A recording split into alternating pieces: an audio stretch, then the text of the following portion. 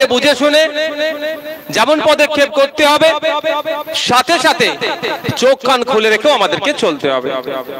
আজকে আমরা বিষ্ণুপুর বিধানসভার দায়িত্বশীল যারা আছেন তাদের উদ্যোগে ইন্ডিয়ান সেকুলার ফ্রন্টের নেতৃত্বে দুটো বিষয় নিয়ে আজকে আমাদের আলোচনা সভা। প্রথম হচ্ছে সারা রাজ্যে প্রায় 26,000 চাকরি বাতিল হয়েছে। এটা কাদের ষড়যন্ত্র, কাদের দুর্নীতি, সেটা নিয়ে একটু আলোচনা। সাথে সাথে কেন্দ্রীয় সরকার যে কালা কানুন, যে আইন নিয়ে এসেছে, শুধু সংখ্যার জোরে পার্লামেন্টের দুটো কক্ষে বিরোধী দলের নিয়ে আসা এমপি গুলোর মতামতকে অগ্রাহ্য করে তাদের যুক্তিকে শুধু সংখ্যার জোরে দাবিয়ে রেখে অসাংবিধানিক, অগণতান্ত্রিক যুক্তরাষ্ট্রীয় পরিকাঠামোতে আঘাত দিয়ে যে বিলকে আইনে পরিণত করেছে, এই সংশোধনী আইনের বিরোধিতা বা কেন আমরা প্রত্যাহার করতে বলছি, এই নিয়ে একটু আলোচনা হবে। কি আপনারা প্রস্তুত তো শুনতে? ভাই যারা প্রস্তুত তো হাত তুলে দেখান তো। কারণ অসুবিধা হবে, একটু টাইম যদি নিয়ে অসুবিধা হবে কি আপনাদের জানা দরকার। আমি এই জন্য আলোচনা সভা রাখলাম, প্রতিবাদ সভা রাখতে পারতাম। চোরেদের বিরুদ্ধে যেমন প্রতিবাদ হবে, যারা সংবিধানের বিরুদ্ধে কথা বলে তাদের বিরুদ্ধে প্রতিবাদ করতে হবে, কিন্তু তার পরিবর্তে আলোচনা সভা এই জন্যই রাখলাম আপনাদেরকে একটু কিছু জানা দরকার। আপনাদের তো জানা দরকার আসল রহস্যটা কোথায়, কি জন্য 26,000 চাকরি বাতিল হয়েছে, কারা কারা যুক্ত এর সাথে, কোন পন্থা অবলম্বন করলে চাকরি বাতিল হতো না, এইগুলো আপনাদের একটু জানা দরকার তো নাকি ভাই? কারণ যে 26,000 চাকরি বাতিল হয়েছে তার মধ্যে কি সবাই দুর্নীতিগ্রস্ত? না, অল্প কিছু দুর্নীতিগ্রস্ত আছে। বৃহৎ অংশের মানুষ মেধার ভিত্তিতে, যোগ্যতার ভিত্তিতে, আপনার আমার বাড়ির ছেলেরা যারা আপনার আমরা যারা ভ্যান চালিয়ে, রিক্সা টেনে, মাঠে কাজ করে, রং মিস্ত্রির কাজ করে, রাজমিস্ত্রির কাজ করে, ভিন্ন রাজ্যে গিয়ে কাজে গিয়ে অর্থ উপার্জন করে, আপনার আমার বাড়ির ছেলে মেয়েগুলোকে উচ্চ শিক্ষায় শিক্ষিত করলাম। মেধার ভিত্তিতে তারা আপনার রিটেনে পাস করলো, ভাইভাতে পাস করলো, লিস্টে নাম আসলো। তারা যারা চাকরি করছে আর কিছু দুর্নীতিগ্রস্ত নেতাদের জন্য অর্থের বিনিময়ে অবৈধ পন্থা অবলম্বন করায় কিছু 2 নম্বরীকে ঢুকিয়ে দিয়ে আজকে টোটাল প্রায় 26,000 যে শিক্ষক তারা বাতিল হয়ে গেল। দোষটা কার ভাই? আপনার বাড়ির ছেলেটার? আপনার বাড়ির ছেলের দোষ নয় তো। আপনার বাড়ির ছেলের মেধা ছিল, মেধার ভিত্তিতে চাকরি পেয়েছে। আর বড় লোকের দামাল ছেলে নেতাদের কাছে কাছে ঘুরে ঘুরে সেই ধরনের ছেলেরা, যাদের আপনার মালদা এই বাঁকুড়া জেলায় ঘটনা, স্কুলে এসে যায় যুক্ত অক্ষর বানান করতে পারেনি, হয়েছে তো ভাই, নিউজে এসেছিল। ওই ছেলেগুলো যাদের পেন দিলে সিগনেচার করতে বললে পেন ভেঙে ফেলবে, 15 লাখ 20 লাখ টাকা দিয়ে বা অন্য কোন অবৈধ পন্থা অবলম্বন করে চাকরিতে ঢুকিয়েছিল। রাজ্য সরকার একবারের জন্য বুঝতে পারেনি যে পানি এত দূরে গড়িয়ে যাবে, ঠিক বুঝতে পারছে না। ওয়াকফ নিয়ে আন্দোলন করার জন্য নওশাদ সিদ্দিকী সহ 1000 ছেলের উপরে, 1000-এর বেশি ছেলের উপরে মিথ্যা মামলা দিয়েছে। পানিটা কত গভীরে গড়ায় সেই রকম বুঝতে পারেনি এরা, যে এরকম মামলা হয়ে যাবে, হাইকোর্টে ধাক্কা খাবে, সুপ্রিম কোর্টে গিয়ে প্যানেল বাতিল হবে, এরা ধরতে পারেনি। এরা প্রথমে যখন যে সমস্ত মেধাযুক্ত ছেলেরা তাদের সাথে ডিপ্রাইভ হয়েছে, তাদের সাথে অন্যায় হয়েছে, তারা যখন এসএসসি কে যে জানাতো যে আমাদের সাথে অন্যায় হয়েছে, আমরা যোগ্য, আমরা চাকরি করার যোগ্য, আমাদের পরিবর্তে অযোগ্যগুলো শিক্ষা কেন্দ্রে গিয়ে ছেলেগুলোর ভবিষ্যৎ নষ্ট করে দিচ্ছে, ওদেরকে বাতিল করে আমাদেরকে নিয়োগ করা হোক, তখন এই এসএসসি থেকে বলেছিল দপ্তরের যারা আধিকারিক, তোরা জাহান্নামে জেগে যা, আমাদের কাছে আসবি না। যারা এখন জেলের হাত কাটছে, আর যাদের চাকরি চুরি হয়েছিল তারা এখন আইনি লড়াই করছে। দোষ তো রাজ্য সরকারের, দোষ তো পর্ষদের, দোষ তো এসএসসি। প্রথম কথা দুর্নীতি করে ঢুকিয়েছে, মামলা কোর্টে উঠেছে, কলকাতা হাইকোর্ট বারবার একটা কথা বলছিল, বিচার ব্যবস্থায় যারা আছেন, যারা জাজেস আছেন, বারবার একটা কথা বলছিল, কারা অবৈধ কারা বৈধ এর লিস্টটা দিন। তাহলে দুধকে দুধ পানিকে পানি হয়ে যাবে। আমি তো জানি, আমি ফুরফুরা শরীফ থেকে এই আপনাদের বিষ্ণুপুরে এসেছি। কোন রাস্তা দিয়ে এসেছি আপনারা কি সবাই জানেন ভাই? কিন্তু আমি তো জানি। তাহলে আমার যে দুর্নীতি করেছে সেই তো বলতে পারবে কজন অযোগ্যকে ঢুকিয়ে দিয়েছি যোগ্যদের মাঝে, বাঘের মাঝে, ওটাকে ভেড়েকে বাঘের মতো সাজিয়ে ঢুকিয়ে দিয়েছি। যারা ঢুকিয়েছে তারাই তো বলতে পারবে ভাই। তো আইন বিচার ব্যবস্থা বারবার সেই হাইকোর্ট থেকে সুপ্রিম কোর্ট বারবার জিজ্ঞাসা করেছে, বারবার জানতে চেয়েছে কারা যোগ্য কারা অযোগ্য, সেগ্রিগেশন করে দিন, পৃথকীকরণ করে দিন। কিন্তু দুর্ভাগ্যের বিষয় আমরা কি দেখেছি, পর্ষদ যে লিস্ট দিয়েছে ওই 4000 কতজন মতো, এসএসসি লিস্ট দিয়েছে ওই 5000 কতজন মতো, আর রাজ্য সরকার যে লিস্ট দিয়েছে দুর্নীতিগ্রস্ত যারা সে 6000 কত পর্যন্ত। অর্থাৎ তিনটে দপ্তর, রাজ্য সরকার, এসএসসি, পর্ষদ যে লিস্ট দিয়েছে তিনজনের সংখ্যা 3 রকম, আর সিবিআই যে লিস্ট বার করেছে সেখানে 8000 কত, অর্থাৎ 4 জনের তথ্য 4 রকম, পুরো হচপচ হয়ে গেছে। বা ওই হচপচ হয়ে যাওয়ার পরেও সুপ্রিম কোর্ট কিন্তু রাজ্য সরকারকে সুযোগ দিয়েছিল, সুপ্রিম কোর্ট এসএসসি কে সুযোগ দিয়েছিল, সুপ্রিম কোর্ট পর্ষদকে সুযোগ দিয়েছিল যে সঠিক তথ্যটা জমা করুন।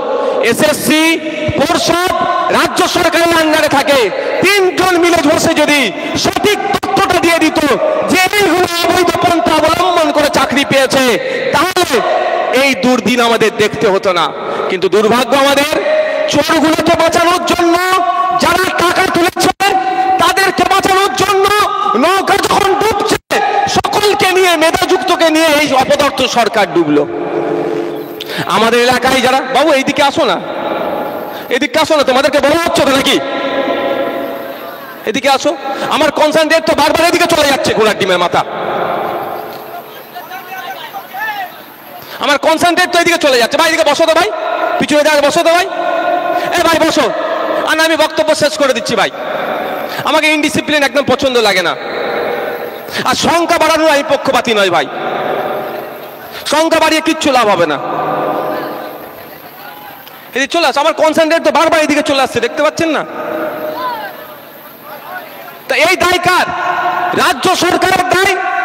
কেন রাজ্য সরকার, কেন এসএসসি, কেন পর্ষদ একসাথে বসে সঠিক তথ্য দিল না? যদি সঠিক তথ্য দিত তাহলে যারা অবৈধ পন্থা অবলম্বন করে চাকরি পেয়েছে তারা বাতিল হয়ে যেত, আর আমার উপর বাড়ির ছেলেগুলো যাদের মেধা আছে তারা স্কুলে থেকে যেত। যাদের চাকরি বাতিল হতো তারা কি আর ফিরি ফিরি গিয়েছে চাকরি করতে? ধরে ঢুকিয়ে দিয়েছে নাকি? তো মালের বিনিময়ে গেছে। সেই মালগুলো এখন কোথায়? ইউক্রেনে মাল আছে। মালগুলো কোথায়? দুবাইয়ে আছে। সেই মালগুলো কোথায়? ইউরোপে চলে গিয়েছে। সেই টাকাগুলো কোথায়? জাপানে চলে গিয়েছে। পৃথিবীর বিভিন্ন দেশে পড়া পাঠিয়ে দিয়েছে। কারা পাঠিয়েছে? এই আপনার এলাকার যে দালালটা সেটা নাকি?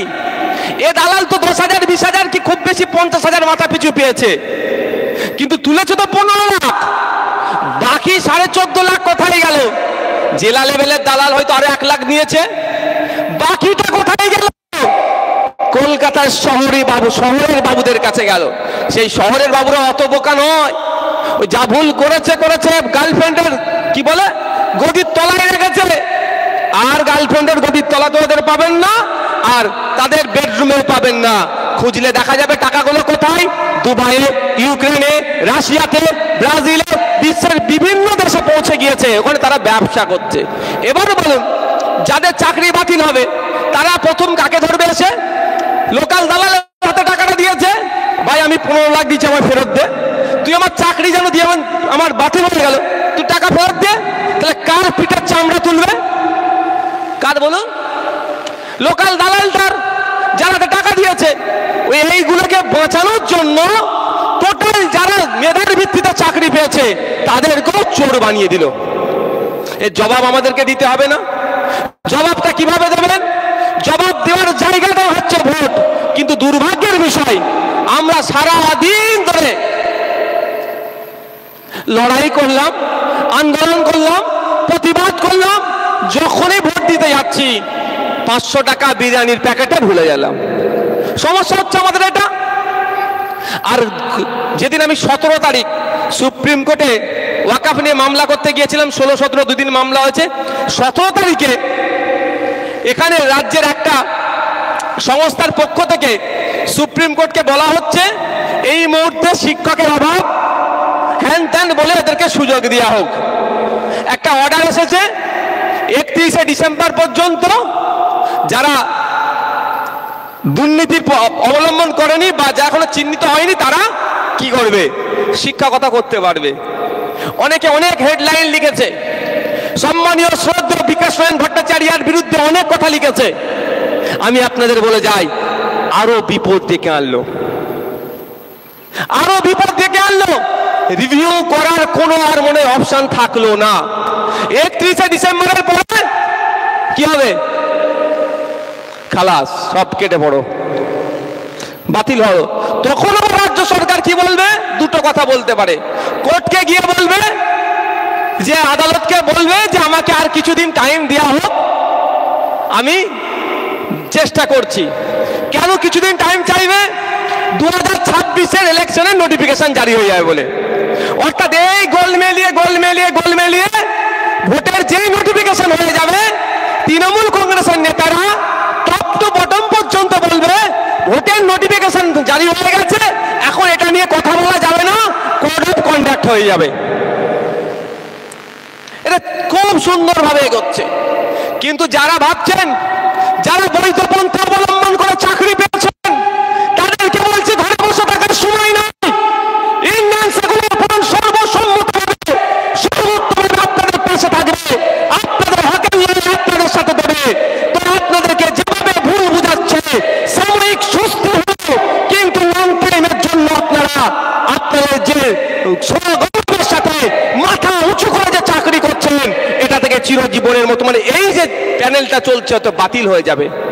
তাই অনুরোধ করছি, আসুন গণতান্ত্রিক প্রক্রিয়ায় শান্তিপূর্ণভাবে আপনারা আন্দোলন সংগঠিত করুন, আওয়াজ তুলুন। রাজ্য সরকারের অপদার্থতার জন্য আমরা মেধাযুক্ত, আমাদের চাকরি বাতিল হয়েছে। অবিলম্বে সমস্ত মেয়র যে ওএমআরশিট আছে পাবলিশ করুক। প্রকৃত যারা মেধাযুক্ত তারা স্কুলে থাকুক।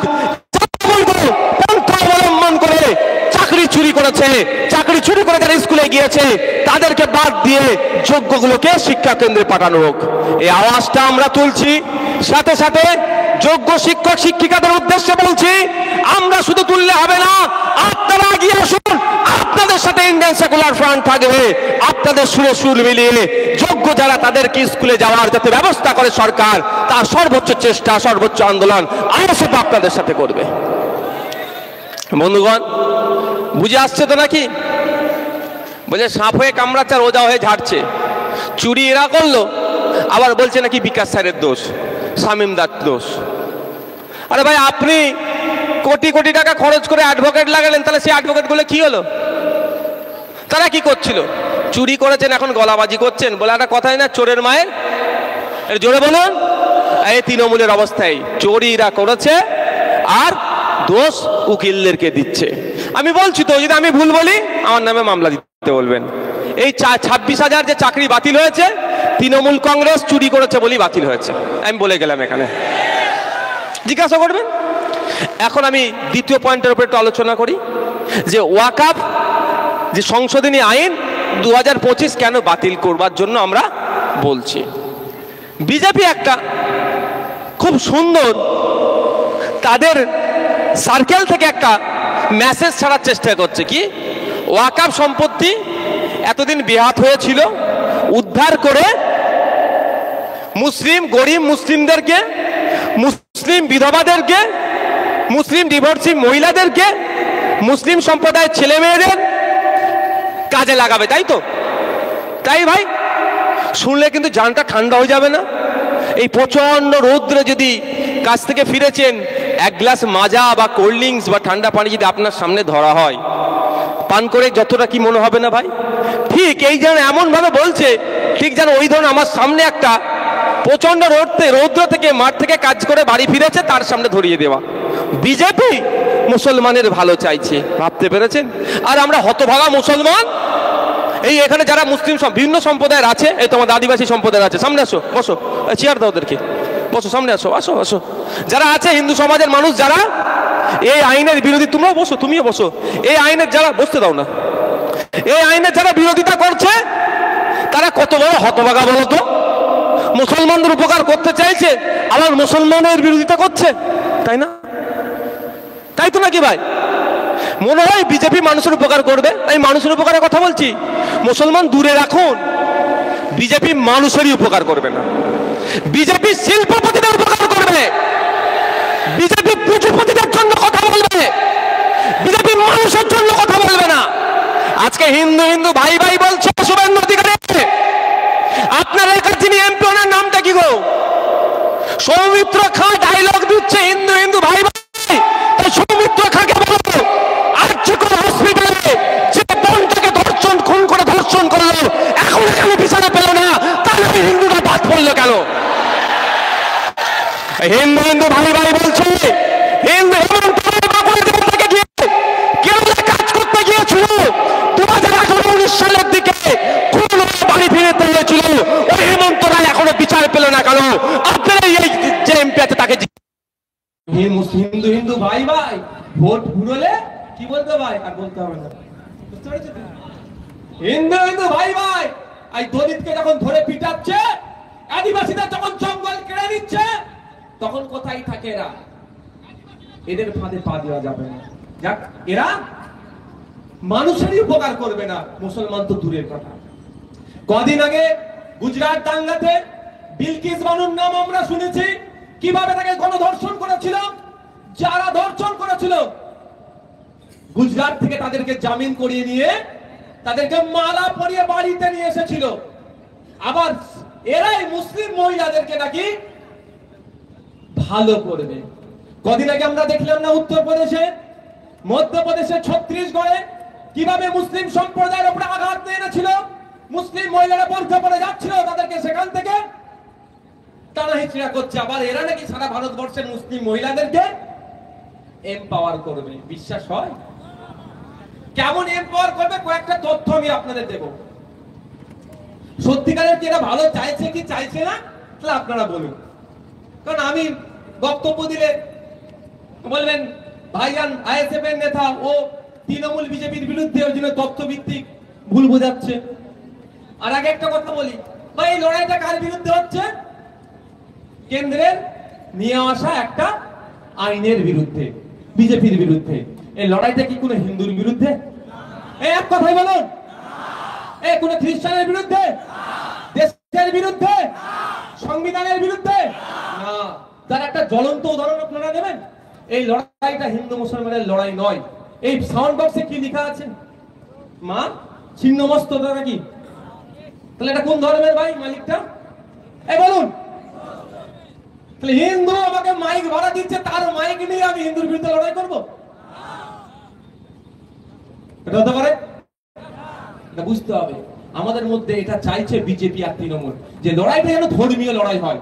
ওয়াকফ সংশোধনী আইনের বিরুদ্ধে লড়াইটা শুধুমাত্র ধর্মীয় লড়াই নয়, শুধুমাত্র মুসলমানদের লড়াই নয়। এই লড়াইটা যে আপামার জনগোষ্ঠীকে সাথে নিয়ে সংবিধান রক্ষার লড়াই। এই লড়াইটা যুক্তরাষ্ট্র পরিকাঠামোতে আঘাত দিচ্ছে, যুক্তরাষ্ট্র পরিকাঠামোকে বাঁচানোর লড়াই।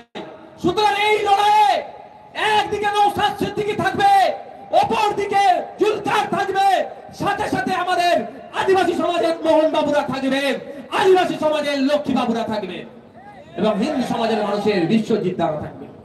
এই লড়াইটা ঐক্যবদ্ধভাবে লড়াই। কিন্তু বিজেপি চাইছে না এটা, মনে প্রাণে বিজেপি চাই এটা শুধু মুসলমানরা নারে তাকবীর আল্লাহু আকবার বলুক, আর ওয়াকফ মানছি না, মানবো না করুক। কেন চাইছে না? বিজেপি চাইছে তো যখন এই নারের তাকবীর আল্লাহু আকবার ধর্মীয় স্লোগান দিয়ে আপনি লড়াই করবেন, সবাই ভাই এনাকে আপনি পাশে পাবেন কি? এই ভাইকে আমার পাশে পাবেন? ধর্মীয় বিষয়ের দিকে চলে যাচ্ছে, কেউ করে ধর্মীয় বিষয়ে কেন আমি সেইভাবে পাবেন না, আসবে সেইভাবে স্বতঃস্ফূর্ত ভাবে পাবেন না। লাভ কার হবে? বিজেপি। তাই সেই ফাঁদে আমরা পা দেব? এই বিজেপির লাভ হবে আমরা এই কাজ করব? একদম ওই কাজ করা যাবে না। আর একটা জিনিস আমি ভেবে পাচ্ছি না, লড়াই বিজেপির বিরুদ্ধে, লড়াই মোদির বিরুদ্ধে, লড়াই শুভেন্দু অধিকারীর বিরুদ্ধে, লড়াই সৌমিত্র খাঁর বিরুদ্ধে তৃণমূলের বুক চিমচিম করছে কেন ভাই? ভাই তৃণমূলে এত বুকে ব্যথা লাগছে কেন? এটা ভাবতে হবে না আপনাদের? লড়াই তো মোদির বিরুদ্ধে, লড়াই তো অমিত শাহর বিরুদ্ধে, লড়াই তো নীতিন গডকারির বিরুদ্ধে, লড়াই তো বিজেপির বিরুদ্ধে। তাহলে আজকে এই মিটিং এ আসলে মেরে পা ভেঙে দেবো, মিথ্যা কেস দেবো, ওখানে মিটিং এর পারমিশন পাচ্ছে না, তোরা যেতে পারবি না, এটা বলার কারণ কি ভাই? এই আজকে এসে কি বলছে তুমি আইএসএফ কে ভোট দাও? এটা তো বলিনি। তাহলে এখানে তো আপনাদের কবরস্থান, আপনাদের মাদ্রাসা, আপনাদের মসজিদ গুলোকে অবৈধভাবে দখল করে নেওয়ার অপচেষ্টা চলছে, সেটাকে আটকানোর লড়াই তো ভাই।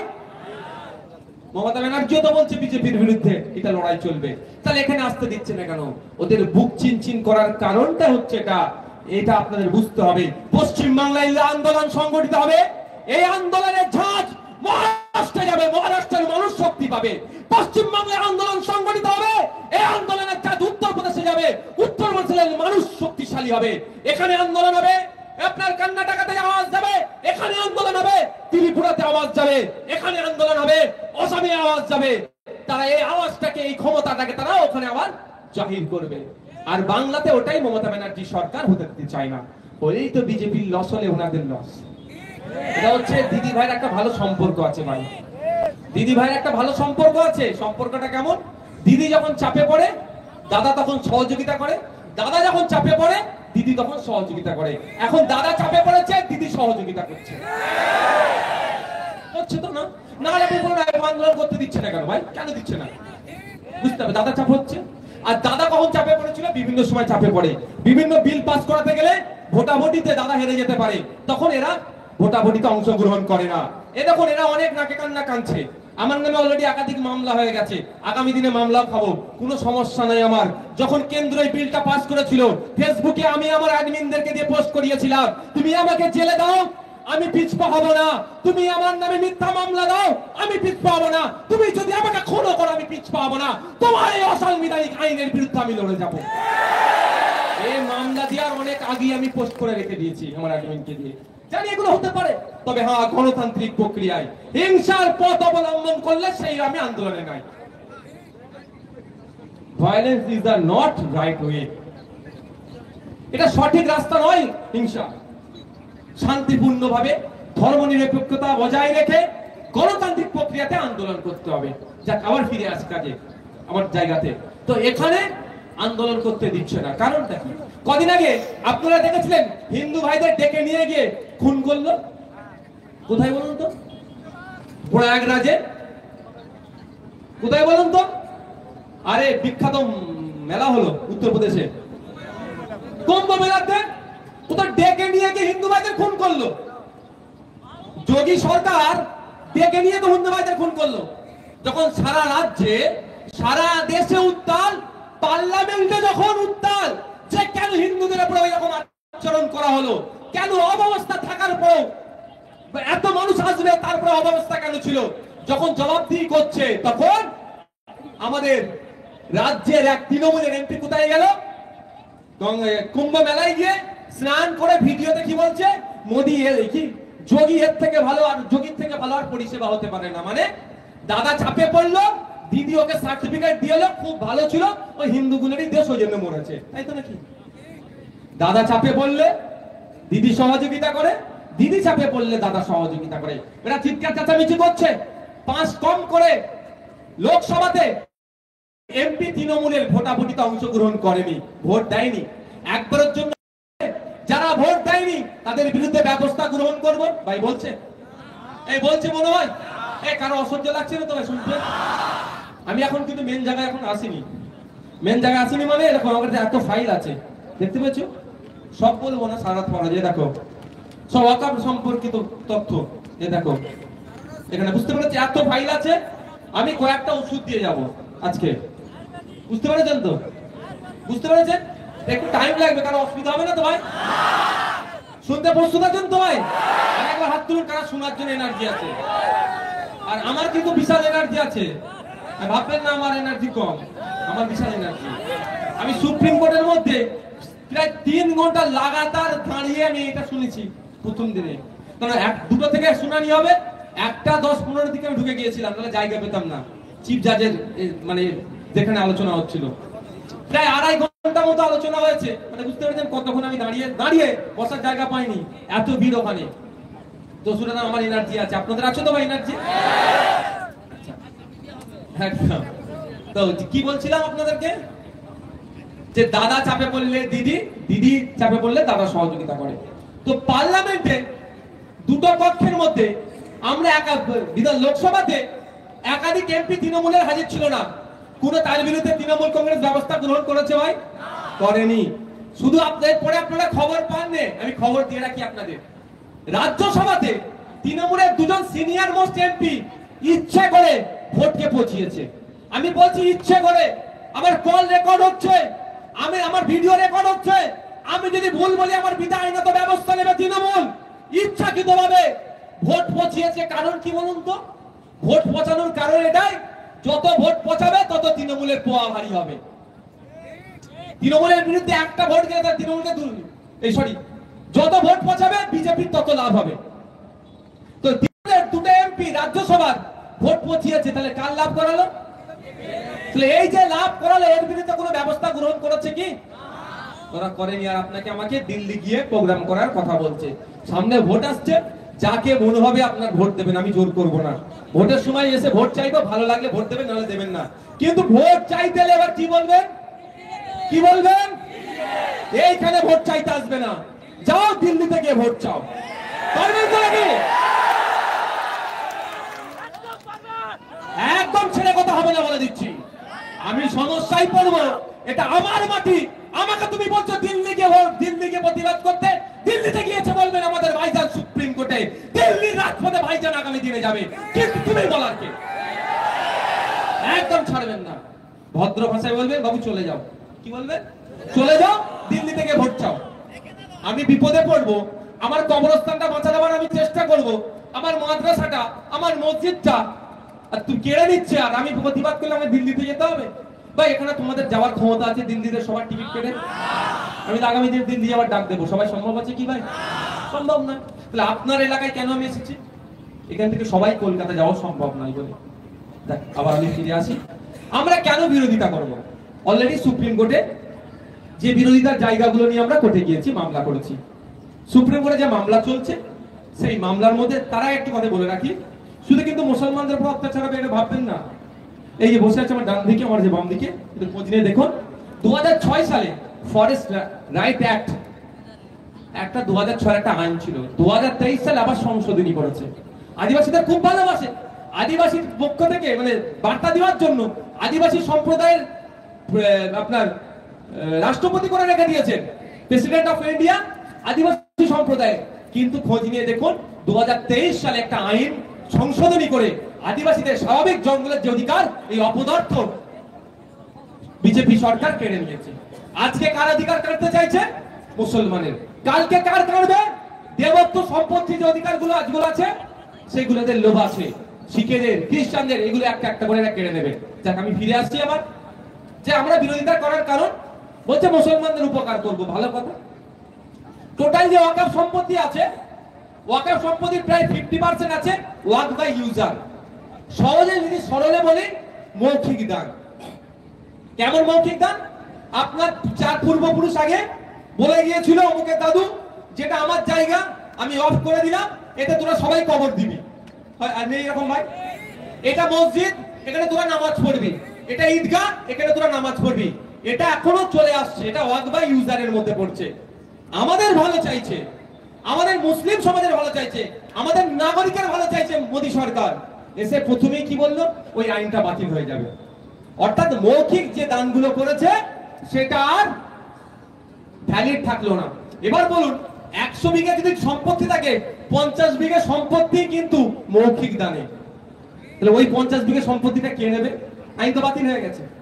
কে নেবে? মোদি নিয়ে কাকে দেবে? শিল্পপতিদেরকে গিফট করবে। এই ধান্দাটা এখানে মুসলমানদের উপর অত্যাচারটা ওদের বড় লক্ষ্য নয়। হ্যাঁ, সিম্বলটা মুসলমানদের উপরে, মুসলমানদের সম্পত্তি কাটছি, কিন্তু লক্ষ্যটা হচ্ছে ওই সম্পত্তি নিয়ে পুঁজিপতিদের হাতে তুলে দেবে। কালকে যদি একটা ভালো সম্পত্তি খ্রিস্টানদের কোন গির্জার, শিখ ভাইদের কোন গুরুদুয়ারা থাকে, ও চেষ্টা করবে আইন করে ওটাকে কেড়ে কিভাবে নেবো আমি। তাহলে এখানে আমরা কেন বিরোধিতা করছি? এই যে ওয়াক বাই ইউজারটা, এটা কি সংবিধানের মধ্যে না সংবিধানের বাইরে? আইনের মধ্যে না বাইরে? যে আমরা করেছিলাম, আপনার পূর্বপুরুষ যে ওয়াক বাই ইউজারকে মাথায় রেখে মৌখিক যে হেবা দান করেছিল, এটা বৈধ কি অবৈধ আগে জানতে হবে। আজকে যে তুলে দিচ্ছে আমরা অবৈধ বলেছিলাম, সুপ্রিম কোর্টও গিয়ে বলেছে এটা অবৈধ, সুপ্রিম কোর্ট স্টে লাগিয়ে দিয়েছে। মোদির এই আইনকে এটা হতে দেবে নাও বলেছে, অলরেডি স্টে হয়ে গেছে। এটা নিয়ে আলোচনা চলবে, অনেক হবে, কিন্তু এখন আর পারবে না। এই আইনটা ইন্ডিয়ান এভিডেন্স অ্যাক্ট 1872 এর দ্বারাই বৈধ। এই ওয়াক বাই ইউজারটা ইন্ডিয়ান কন্ট্যাক্ট অ্যাক্ট 1872 তার দ্বারাই বৈধ। এই waqf by user Indian transfer of property act 1882 দ্বারা ভ্যালিড। কিন্তু মোদি এসে মুসলমানদের ভালো করতে চেয়ে ওটা কেড়ে নেওয়ার ধান্দা করেছিল। এর বিরোধিতা আমরা করছি। আমরা কি বিরোধিতা করছি? আমরা কি বিরোধিতা করছি? 107 বাবু এদিকে আসো না। হ্যাঁ, আমরা কি বিরোধিতা করছি? কারো কি তোমাদের অসুবিধা হচ্ছে ভাই?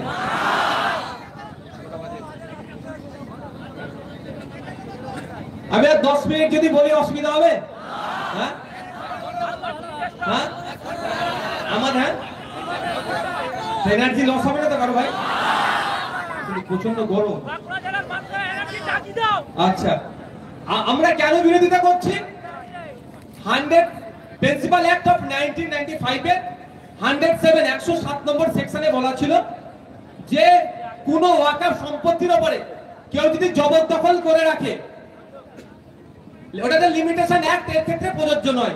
লিমিটেশন অ্যাক্ট কি? আমরা অর্ডিনারি একটা আইন জানি, কারো সম্পত্তি যদি কেউ 12 বছর ধরে তারপরে বসবাস করে, জায়গার খাতায় কলমের নাম মালিক হলেও সত্তার মালিক হয়ে যায়, তাই তো ভাই? এটা অর্ডিনারি একটা আইন। এই কোন ধর্মীয় সম্পত্তির উপরে 12 বছর কেন 2200 বছর কেউ থাকলে সেই সম্পত্তিটা তার হয় না। দেবত্ব সম্পত্তির ক্ষেত্রে প্রযোজ্য ছিল। শিখ ভাইদের উপরে যদি বসে থাকে সেটা তার নিজস্ব সম্পত্তি হতে পারে না, এবং যে কোনো ধর্মীয় সম্পত্তির উপরে রিলিজিয়াস এন্ডোমেন্টের ক্ষেত্রে এই লিমিটেশন অ্যাক্ট প্রযোজ্য ছিল না। মোদি মুসলমান মহিলাদের এত ভালো চেয়েছে, মুসলিমদের এত ভালো চেয়েছে, তারা কি করলো? যে এই 107টাকে তুলে দিল। অর্থাৎ কেউ যদি 2 মাস ওখানে বসে বলে আমি 12 বছর ধরে এই জায়গাটায় বসবাস করছি, সে কিন্তু ওই জায়গাটা নিয়ে ক্লেম করতে পারে, মামলা হয়ে যেতে পারে, ওয়াকফ সম্পত্তি থেকে সে ওখানে ভাগ নিয়ে নিতে পারে। এতদিন কিন্তু সেটা ছিল না। এবার বলতে পারে আইন সবার জন্য সমান, একইভাবে সবার জন্য সমানের পক্ষে আমি। নাগরিকের আইন সমান হওয়া দরকার, এর পক্ষেই আমি। কিন্তু আপনি যদি দেখেন কোন আপনাদের এখানে বিখ্যাত মন্দির বিষ্ণুপুরে বিখ্যাত মন্দির, ওই মন্দির ট্রাস্টের যদি কোনো সম্পত্তিতে কেউ 12 বছর 14 বছর বসবাস করে, সে বলতে পারবে না তার সম্পত্তির মালিক হয়ে গেল। মালিক সেই মন্দির থাকলো, মন্দির কমিটি আইনের মাধ্যমে চাইবে ট্রাস্টের মানে অ্যাক্ট অনুযায়ী তুলে দিতে পারে বা ফিরিয়ে নিতে পারবে। যে কোনো ধর্মীয় সম্পত্তির ক্ষেত্রে ছিল। কিন্তু মোদি এসে মুসলমানদের এত ভালোবাসবে, বলছে এটাকে তুলে দিতে হবে। এই ধরনের একাধিক সংশোধনী নিয়ে এসেছে, যে সংশোধনী দিয়ে মানুষের অধিকারকে খর্ব করছে। আর একটা ভয়ঙ্কর আপনাদের বললে আপনারা অবাক হবেন, নতুন করে ওয়াকফ করার জায়গা মোদি সরকার বন্ধ করে দিচ্ছে। কেমন ভাবে বন্ধ করছে? একটু ঘুরিয়ে বলা হচ্ছে যে আপনি যদি 5 বছর ধরে প্র্যাকটিসিং ইসলামের মধ্যে থাকেন, তাহলে আপনি নতুন করে সম্পত্তি ওয়াকফ করতে পারবেন। এখানে একটা মজার খেলা ভাই। আপনি যে প্র্যাকটিসিং ইসলাম মানে প্র্যাকটিসিং মানে সহজ ভাষায় গ্রাম্য ভাষা যদি বলি, আপনি ধার্মিক। 5 বছর ধরে আপনি ধর্ম পালন করছেন, একটাও গুনার কাজ করছেন না, এক ওয়াক্ত নামাজ ছাড়ছেন না, প্রতি বছর নিয়মিত রোজা রাখছেন, মানে টোটালটাই মেনে চলছেন, একটাও বাইরে যাচ্ছে না। এখানে যদি সবাইকে ধরে চেক করা হয় 5 বছরে কারো না কারো একটা ফেল হয়েছে, তাহলে আপনারটা আপনি আর অফ করতে পারবেন না। আপনার ভালো চাইছে, মোদি বলছে মুসলমানদের ভালো করব, আর নতুন করে অফ করার রাস্তা বন্ধ করে দিচ্ছে। আচ্ছা, ইসলামের মধ্যে এই ধরনের কোনো প্র্যাকটিসিং ইসলাম, নট প্র্যাকটিসিং ইসলামের কোনো ব্যাপার আছে? মুসলমান মুসলমান। মোদি আবার এখানে কে প্র্যাকটিসিং মুসলমান, কে নন প্র্যাকটিসিং মুসলমান সেটা দেখাচ্ছে। এবার এই সার্টিফিকেটটা কে দেবে? ডিস্ট্রিক্ট ম্যাজিস্ট্রেট, ডিস্ট্রিক্ট কালেক্টর, না এখানে মোদির দলের যে এমপি আছে, নামটা বলুন না, সৌমিত্র খাঁ বলবে ও চাচা? না তো, তুমি আজকে ফজরের নামাজটা পড়ে শুনি, তোমার কপালে দাগ নাই। এ মুরব্বি, তুমি এই বছরে রোজা 25টা রেখেছিলে, 5টা তুমি 4টা তুমি ছেড়ে দিয়েছো, বলতে পারো তো? তাহলে প্রতিটা মানুষের সাথে সাথে একটা করে অফিসার দেবে নাকি মোদি? নামাজ পড়ছে কি পড়ে না, ও ফজরের নামাজ উঠলো কি উঠলো না, ও একটু গান শুনেছে নাকি, ও একটু সাইডে গিয়ে বিড়ি ফুকেছে কি ফুকেনি, সব দেখবে নাকি অফিসার? মানে এই ধরনের অবান্তর বিষয়গুলো আমি প্রথম থেকে বলেছি, এখনো বলছি, এই আইন কোর্টে গিয়ে মুখ থুবড়ে পড়বে। অলরেডি ধাক্কা খেয়েছে কোর্টে, আমাদের মামলাতে ধাক্কা খেয়েছে, আগামী দিনও বাকিগুলো মুখ থুবড়ে পড়বে। তো বলার আমার কারণ হচ্ছে এটাই যে এই অবান্তর আইনের বিরুদ্ধে আমাদেরকে লড়াই করতে হবে। লড়াইটা কেমন ভাবে করতে হবে? এই আইনকে কিভাবে প্রত্যাহার করাতে হবে? 2 ভাবে প্রত্যাহার করাতে হবে। প্রথম হচ্ছে কোন দিকটা? আপনাকে আমাকে আইনের দ্বারস্থ হতে হবে, লোহা দিয়ে লোহা কাটতে হবে। আইনের কিভাবে দ্বারস্থ হবেন? সুপ্রিম কোর্টে মামলা অলরেডি নওশাদ সিদ্দিকী করেছে, আপনাদের আমার সকলের অভিভাবক পীরজাদা আব্বাস সিদ্দিকীর নির্দেশনায় পার্টির গাইডলাইন মেনে সুপ্রিম কোর্টে গিয়ে মামলা করছি। প্রথম মামলা দিয়ে ধাক্কা খেয়েছে, আমার মতো অনেকে মামলা করেছে। দ্বিতীয় পন্থা কি? মাঠে ময়দানে থাকতে হবে, মাঠে ময়দানে থেকে এই আন্দোলন সংগঠিত করতে হবে, এবং সাথে সাথে সরকার যাতে বাধ্য হয় সেই অবস্থায় থাকতে হবে। কেমন ভাবে বাধ্য হবে? শান্তিপূর্ণ গণতান্ত্রিক প্রক্রিয়ায় আমাদেরকে আন্দোলন চালিয়ে যেতে হবে। সুপ্রিম কোর্টে প্রথম ধাক্কা খেয়েছে মানে বসে থাকতে হবে এই ধরনের ব্যাপার নয়।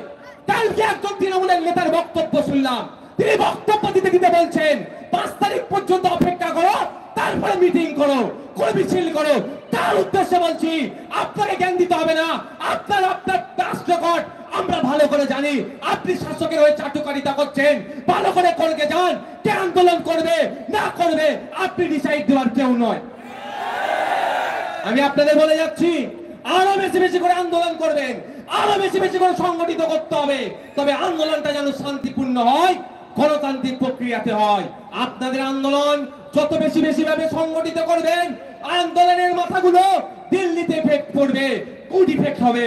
দিল্লিতে আপনাদের আন্দোলনের আওয়াজ পৌঁছাতে হবে, আর আপনাদের আন্দোলনের মধ্যে যদি হিংসা হয়, কিন্তু দিল্লিতে কি হবে? ব্যাড ইফেক্ট পড়বে। আপনারা চাইবেন কি ব্যাড ইফেক্ট পড়ুক? চাইবেন? তাহলে আপনারা কি করবেন? আন্দোলনটা ঠিক যেমন শান্তিপূর্ণ ভাবে এসেছে শান্তিপূর্ণ ভাবে যাবে। কেউ প্ররোচনায় পা দিলে তার পাত্তা দেবেন না, তাকে প্রশাসনের হাতে তুলে দেবেন। যদি আমার সন্দেহ আছে এখন প্রশাসনের একটা অংশ কি করতে চাইছে।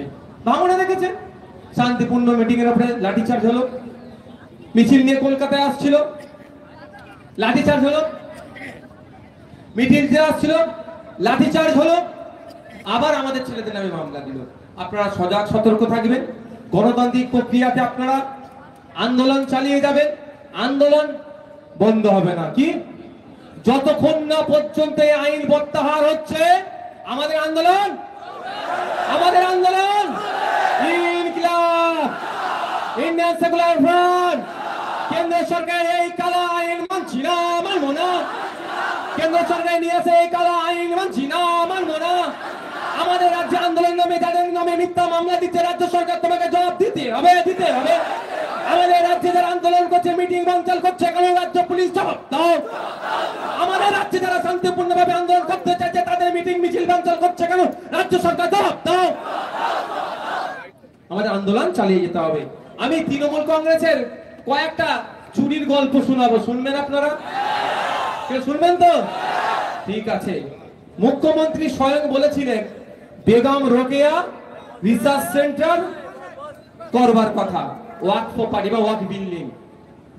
সেই শিলাতে এখন গোবর দিয়ে করছে, কি বলে এটাকে, গোবরে হয় না সবাই, গোবরের ভূতে তৈরি হচ্ছে। এ তৈরি হয়েছে। সামনে চলে যাবো, সামনে চলে যাবো, আমি সামনে গিয়ে দেবো, সামনে গিয়ে দেবো। হ্যাঁ, বসুন। আমি কয়েকটা স্পেসিফিক ধরে বলছি। এই চিৎকার করছিলেন না অনেকজন যে দিল্লি গিয়ে আন্দোলন করো, ওই ব্যাটাগুলোকে চেক করলে দেখা যাবে ওই ব্যাটারা তো ওয়াক চুরি করে রেখে দিয়েছে, ওই জন্য এখানে আন্দোলন করতে বারণ করছে। নাম বলছি না, ওয়েস্ট মল আছে জানেন কলকাতার বাক্সার কাছে, তার উল্টো দিকের গলি ধরে ঢুকতে হবে, উল্টো দিকের রাস্তা দিয়ে। এক নেতা তৃণমূল কংগ্রেসের এমএলএ প্রায় 400 কোটি টাকা সম্পত্তি লুটে রেখে দিয়েছে। তার বিরুদ্ধে আন্দোলন হবে না? হবে আগামী দিনে। আমরা শুধু এই আইনকে প্রত্যাহারের জন্য রাস্তায় নামিনি, লাগাতার 10 বছর ধরে আন্দোলন করছি। এখন মানুষ সজাগ হয়েছে। সমস্ত ধরনের যত ওয়াকফ সম্পত্তি লুট করে রেখেছে, সে তৃণমূলের চেয়ে হোক না কেন, সমস্তটা আমরা পার করে ছাড়বো। আমরা 10 বছর ধরে আন্দোলন চালাচ্ছি যে ওয়াকফ সম্পত্তি আপনার পার করতে হবে, লুটে রাখা যারা রেখেছে, ইললিগাল ভাবে যারা অকুপায়ার, তাদের হাত থেকে নিতে হবে। কত ইললিগাল অকুপায়ার আছে? আমি একটা আরটিআই করেছিলাম। আরটিআই এর তথ্য অনুযায়ী 25,287 একর, 25,287 একর, 1 একর সমান 3 বিঘে, প্রায় 75 কি 80 হাজার বিঘা সম্পত্তি এখনো উদ্ধার করতে পারেনি রাজ্য সরকার। এই সম্পত্তিগুলো কারা মেরে খাচ্ছে? এই যারা বলছে দিল্লিতে গিয়ে আন্দোলন করুন, যারা এই মিটিং মিছিলে আসতে বাধা দিচ্ছে, খোঁজ নিয়ে দেখুন এই ব্যাটাগুলো মেরে খাচ্ছে। আমাদের আন্দোলন যেমন কেন্দ্র সরকারের বিরুদ্ধে, এই আইনকে প্রত্যাহার করতে হবে। আমাদের আন্দোলন হচ্ছে 75,000 বিঘার উপরে বেশি বিঘা সম্পত্তি ও ওয়াকফ বোর্ডকে ফেরত দিতে হবে। কি ভাই? ওই জন্যই তো রাগ নওশাদদের উপরে। ওরা ভেবেছে শুধু বিজেপি নিয়ে এসছে, বিজেপির বিরুদ্ধে। আরে বিজেপির বিরুদ্ধে তো 100 বার বলবো। তুমি যে চুরি করে বসে, তোমাকে ছেড়ে দেবো নাকি? আমি আমার গল্প শোনাচ্ছি না, আরটিআই আমরাই করিয়েছি আমাদের টিমকে দিয়ে, তার তত্ত্ব। আমি কয়েকটা জায়গার কথা বলছি। টিপু সুলতানকে চিনতে কেউ বাকি আছেন নাকি? বিখ্যাত মানুষ, লড়াকু, তার ইতিহাস আমরা জানি না নাকি? যদিও ভুলিয়ে দেওয়া হচ্ছে। টিপু সুলতানের পরিবারের 12 বিঘা জমি আছে, কোথায় জানেন? তা বলছি 51 সতীশ মুখার্জি রোড, 51/1 সম্ভবত সতীশ মুখার্জি রোড, কালীগঞ্জের ওখানে 12 বিঘা সম্পত্তি টিপু সুলতানদের পরিবারের আছে। সেগুলো কবরস্থানও আছে। কবরস্থানের উপরে বিল্ডিং হয়ে গেছে। কারা করেছে? এই ফিরাদ হাকিমরা যে সরকারে আছে, এই সিদ্দিকুল্লাহ চৌধুরীরা যে সরকারে আছে, এই শওকত মোল্লারা যে সরকারের সাথে যুক্ত, এরা কবরস্থানের উপরে বাড়ি বানিয়ে দিয়েছে। এগুলো উদ্ধার করবেন না? এই উদ্ধার আমাদের করতে হবে। যখন এরা ভয় পাচ্ছে, তো এই জন্যই এই আন্দোলন সংগঠিত করে বিজেপিকে যদি হাঁটু কেড়ে বসানো হয়, বিজেপির এই আন্দোলন করে যদি বিজেপি আইনকে প্রত্যাহার করে নেয়, এর পরের টার্গেট তো এই কবরস্থানকে উদ্ধার করা। ওরা করে কামিয়ে খাচ্ছিল, ওদের চাপ হয়ে যাবে, ওই জন্য আন্দোলনটা ভাঙতে চাইছে। আমি বলছি আপনাদের, কলকাতা পার্ক স্ট্রিট কত ভালো জায়গা, ভ্যালুয়েবল প্রপার্টি। ওখানে 12 একর 13 ছটক জায়গা, সরাসরি ওয়াকফ বোর্ড ওটাকে ম্যানেজমেন্টে আছে। ওখানে কি হচ্ছে? প্রাইভেট ডেভেলপারকে দিয়ে কি করছে? প্রাইভেট ডেভেলপারকে দিয়ে ডেভেলপমেন্ট করাচ্ছে। মানেটা কি? ক্ষীর খাবে অন্য জায়গা থেকে। এইদিকে কলকাতায় এই বাঁকুড়ার ছেলেরা কলকাতায় গিয়ে পড়াশোনা করছে, হোস্টেল পেতে গেলে হন্য হয়ে ঘুরছে না এই বাঁকুড়ার ছেলে। এই তো হোস্টেল পেতে গেলে কলকাতাতে গিয়ে ছেলে মেয়েদের কি হচ্ছে? পাচ্ছে না। ওই সম্পত্তির উপরে হোস্টেল করতে পারতো তো ভাই, সব লুটে নিচ্ছে। আমি বিধানসভার মধ্যে বলেছি, এখানেও বলছি যে আমাদের রাজ্যে বিধানসভার মধ্যে তৃণমূল কংগ্রেসের এমন অনেক এমএলএ আছে, অনেক মন্ত্রী আছে, অনেক এমপি আছে যারা ওয়াকফ সম্পত্তি লুটে খেচ্ছে। সেগুলোকেও আমরা সময়ের সাথে বার করব। এখন নাকে কান্না কানছে, একটা পত্রিকায় একটা নেতার নাম এসেছে, সে কি বলছে? আমাকে ফাঁসাচ্ছে। যে পত্রিকা ছেপেছে তার বিরুদ্ধে মামলা করছে না কেন ভাই? আচ্ছা, যদি উনি বলেন ওই জায়গাটা ওনার নয়, তাহলে আমরা কালকে গিয়ে দখল করি, ওয়াকফ বোর্ডকে তুলে দিই, যে হাতে ওয়াকফ বোর্ডের হাতে, বলুন কি ভাই? তাই তো নাকি? তখন দেখবেন পুলিশকে সামনে দিয়ে দেবে, কি বলবে, law and order situation create হবে, ঘোড়ার ডিম হবে, ওই নেতাকে বাঁচাবে পুলিশকে দিয়ে এই সম্পত্তিটাকে। তো এই ধরনের নোংরামি অনেক আছে ভাই। আমরা ক্যামাকি স্ট্রিট বিখ্যাত জানেন ভাই, ক্যামাকি স্ট্রিট বিখ্যাত নাকি? তো কোন এক নেতার অফিস আছে, ওই ক্যামাকি স্ট্রিটের ওয়াকাফ সম্পত্তি লুটা হয়েছে, তথ্য আমার কাছে আছে। আমার বিরুদ্ধে কেউ চ্যালেঞ্জ করলে আমি তাকে কোর্টে গিয়ে এগুলো দেবো, আমি আপনাদের হাতে দেবো না, পাবলিকও দেবো না। আমার বিরুদ্ধে মামলা হবে, আমি কোর্টে গিয়ে দেবো। আমি বলছি তো, ক্যামাকি স্ট্রিটেও ওয়াকাফ সম্পত্তি লুটে নিয়েছে তৃণমূলেরা। এটা উদ্ধার করবো তোমরা আগামীতে নাকি ভাই? আগামীতে উদ্ধার হবে। আমরা একটা কথা বলে ভাই আমি শেষ করব, লাস্ট একটা কথা বলবো। সেই কথাটা হচ্ছে এটা, আমাদের সমাজের মধ্যে বিজেপি একটা বিষ ছড়াচ্ছে। কি বিষটা? আমার হিন্দু সমাজের ভাইদেরকে গিয়ে কি বলছে বলুন তো, যে ওয়াকাফ বোর্ড মুসলমানদের হিন্দুদের জন্য কোথায়, এটা একটা ছড়াচ্ছে। কিন্তু আপনারা একটু ঠান্ডা মাথায় শুনুন, এটা সম্পূর্ণ অসত্য কথা বলছে। ভারতবর্ষে যে সংবিধান, যে আইন আছে, সমস্ত ধর্মের মানুষের জন্য কোন জায়গায় আলাদা আলাদা করে, কোন জায়গায় একসাথে কিন্তু অধিকার সুনিশ্চিত করেছে। কেমন সুনিশ্চিত করেছে? মুসলিম সম্প্রদায়রা আল্লাহর জন্য বা তাদের বংশের জন্য কোন সম্পত্তি উৎসর্গ করতে গেলে সেটা দেখভাল কারা করবে? সেই বোর্ডটার নাম হচ্ছে ওয়াকাফ বোর্ড। হিন্দু ধর্মের সম্পত্তি ধর্মীয় ক্ষেত্রে মন্দিরে দেওয়ার জন্য বা দেবদেবীর নামে যে সম্পত্তিটা দেবে তাকে আমরা কি বলি?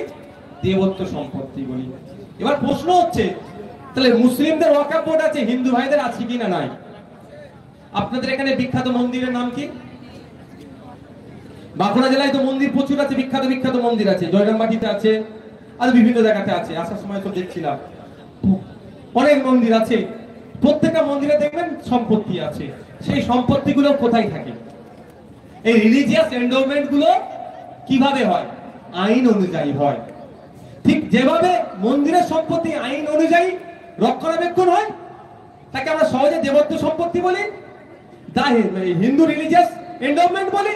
আর মুসলিমদের মাজার, মসজিদ, ঈদগাহ সম্পত্তিগুলো রক্ষণাবেক্ষণের জন্য ওয়াকাফ বোর্ড আছে, আমরা তাকে মুসলিম রিলিজিয়াস এন্ডোমেন্ট বলি, শুধু নামের তফাৎ। হিন্দু ভাইদের জন্য আইন আছে তাদের ধর্মীয় সম্পত্তিকে রক্ষার জন্য, মুসলিম ভাইদের জন্য আইন আছে। আমার হাতে একটা কাগজ আছে, কাগজটা হচ্ছে দা উত্তরপ্রদেশ শ্রী কাশী বৈশ্বনাথ টেম্পল অ্যাক্ট 1893 সালে তৈরি। কাশী বৈশ্বনাথ মন্দির আছে না উত্তরপ্রদেশে, ওই মন্দিরের রক্ষণাবেক্ষণ কিভাবে হবে, ওই সম্পত্তি কে দেখভাল করবে, তার জন্য একটা উত্তরপ্রদেশ সরকারের একটা গেজেট পেশ করেছিল অক্টোবর 13, 1883 সালে।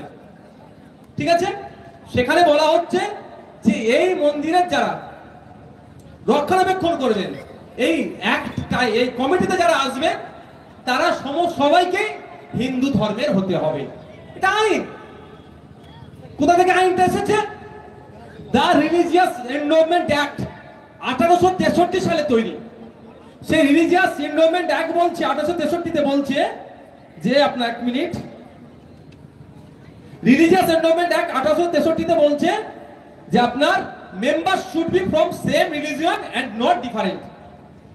যে মেম্বার হবে সেই ধর্মেরই হতে হবে, অন্য ধর্মের হবে না। এটা কে বলছে? 1863 সালে আমাদের যে আইন ছিল, এখনো আছে, দা রিলিজিয়াস এন্ডোমেন্ট অ্যাক্ট। সেই রিলিজিয়াস এন্ডোমেন্ট অ্যাক্ট অনুযায়ী কাশী বৈশ্বনাথ মন্দির টেম্পল অ্যাক্টে অহিন্দু কেউ থাকতে পারবে না, এটা বৈধ। এই দা রিলিজিয়াস এন্ডোমেন্ট অ্যাক্ট অনুযায়ী ওয়াকাফ বোর্ডেও কোনো অমুসলিম থাকতে পারবে না। যেমন করে আন্ধ্রপ্রদেশে, যেমন করে তামিলনাড়ুতে, যেমন করে আপনার কর্ণাটকে, বিভিন্ন স্টেটে, ইভেন আমাদের পাশের রাজ্য বিখ্যাত মন্দির উড়িষ্যার নকল করে মমতা ব্যানার্জি করছে। জগন্নাথ মন্দির কোনা কি করছেন, কেউ বলছে চ্যারিটেবল ট্রাস্ট করছে, কেউ বলছে কালচারাল সেন্টার করছে। তো জগন্নাথ মন্দিরে এই নকলের আমি ভাই বিরোধিতা, আমি ব্যক্তিগত বলবো। কালকে মক্কা শরীফের নকল করতে পারে এরা, বিশ্বাস নেই এদেরকে মুসলিম মন পাওয়ার জন্য। আমি এর বিরোধিতা ওই জন্য। মন্দির 100 করবে কি 1000 করবে, সরকারের দায়িত্ব নাই, মানুষ কত ইচ্ছা করুক। কিন্তু ওর নকল এখানে হচ্ছে, এখানে গেলে ওখানে যেতে হবে না। কালকে তো আপনার মক্কা শরীফের কাবা ঘর বানিয়ে কাবা শরীফ বানাতে পারে এখানে এরা, মমতা ব্যানার্জি। বিশ্বাস আছে? এটা মাথায় রাখবেন, বিশ্বাস নেই এদেরকে। তো যাক, ওই আপনার জগন্নাথ মন্দিরের যে ট্রাস্ট আছে, সরকারি যে ভাবে যেটা করেছে আইন আছে, ওখানে অহিন্দু থাকতে পারবে না।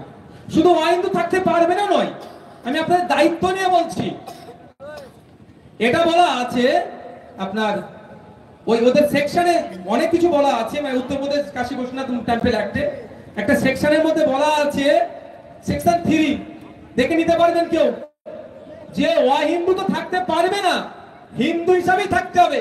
কাজ করতে করতে যদি সে তার ধর্ম চেঞ্জ করে দেয়, তাহলে সেই পদে সে থাকতে পারবে না।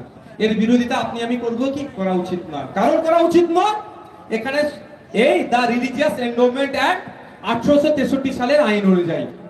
তাহলে মুসলিমদের ক্ষেত্রে মোদি এত ভালোবাসে, এতদিন যেগুলো মুসলিম ছিল সেই মুসলিমগুলোকে এরা তুলে দিচ্ছে, এটাই বিরোধিতা হচ্ছে। সুপ্রিম কোর্ট বলেছে হিন্দু রিলিজিয়াস এন্ডোমেন্টে মুসলিমদেরকে আপনি ঢুকাতে পারবেন। যে কথা বলেছে মোদী সরকার বুঝতে পেরেছে এবার থাপ্পড় খাবে আইনে। 17 তারিখ সকাল সকাল কোর্টে এসে বলছে আমরা সেন্ট্রাল ওয়াকফ কাউন্সিল আর স্টেটের ওয়াকফ বোর্ডগুলোতে নতুন যে ফরমেশনের কথা বলেছি, অমুসলিম নিয়োগের কথা বলেছি, ওটা আমরা এখন আর করছি না। কারণ আরেকটা যেটা আমাদের মধ্যে ভুল ধারণা আছে, ইন্ডিয়ান আর্মি ইন্ডিয়ান রেলের পরে নাকি ওয়াকফ সম্পত্তি বলছে না, এটা কতটা সত্য কথা আমি নতুন করে বলবো না। কেরালা, কর্ণাটকাতে আর তামিলনাড়ুতে দুটো মন্দিরের যা সম্পত্তি আছে সারা ভারতবর্ষের ওয়াকফ সম্পত্তি ফিকে পড়ে যাবে। এগুলো একটা ভয় দেখানো হচ্ছে। ভয়টা কে দেখাচ্ছে? বিজেপি। কাকে দেখাচ্ছে? হিন্দু মুসলমানকে। আপনার পাড়ার হিন্দু মুসলমানকে, আপনার পাড়ার হিন্দু ভাইকে যে বলুন না, এবার ওই কালী মন্দিরের নামে যে সম্পত্তি আছে কালকে যদি রাজ্য সরকার চুরি করে নেয়, তুই গলা ফাটালে তোর সাথে আমি থাকবো না? এই আপনি থাকবেন না? আজকে জঙ্গলের অধিকার কেড়ে নিচ্ছে বলে নওশাদ দিকে চিল্লাচ্ছে কেন? আজকে তো ওয়াকফের উপর হাত দিয়েছে এই আইন করে, কিন্তু আমি তো 2021-এর আগে থেকে চিল্লাচ্ছি, কারণ আমার আদিবাসী ভাইয়ের যে স্বাভাবিক অধিকার, জঙ্গলের অধিকার, সেটা কেড়ে নিচ্ছে বলে, তাই তো? তো আপনি যারা মানে মুসলিম সম্প্রদায়ের আছেন, আপনার পাশের হিন্দু ভাইকে বলুন, দেখ আমার মসজিদের জায়গাটা সরকার কেড়ে নিচ্ছে, তুই আমার পাশে থাকবি না? কারণ সকাল সন্ধ্যে তো আপনার ওর সাথে দেখা সাক্ষাৎ, ও কাকা ভাইপোর মতো সম্পর্ক, তো প্রতি আপনার তো আর্থিক সম্পর্ক তার সাথে। এটা বোঝাতে হবে। ওদেরকে ভুল বুঝাচ্ছে কে? বিজেপি। কেন ভুল বুঝাচ্ছে? ধর্মীয় বিভাজন তুলে ক্ষমতায় আসবো। আর তৃণমূল চুপচাপ আছে কেন? যত ধর্মীয় বিভাজন হবে মুসলমানরা তত ভয় পাবে, তৃণমূলের কোলে উঠবে।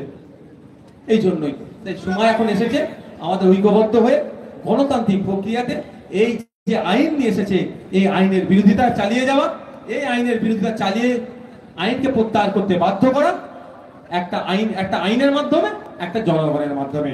এই বলে শেষ করছি। আরেকটা ভাই প্রসঙ্গ এসে গেছে, বলবো না?